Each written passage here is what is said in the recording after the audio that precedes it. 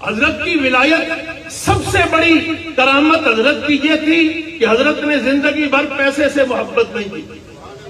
بہت پہلے ابھی 74-75 کی بات تھی، حضرت بھی اپنے بڑے عروج میں تھے، فیصل آباد تشریف لائے.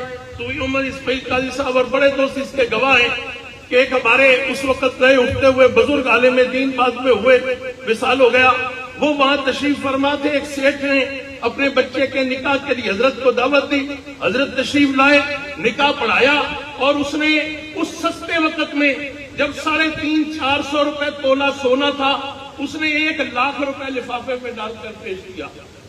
حضرت ہاں جی، یہ بھٹی صاحب کہہ رہے ہیں میں بھی اس کا گواہ ہوں، میں بھی وہ حاضر تھا.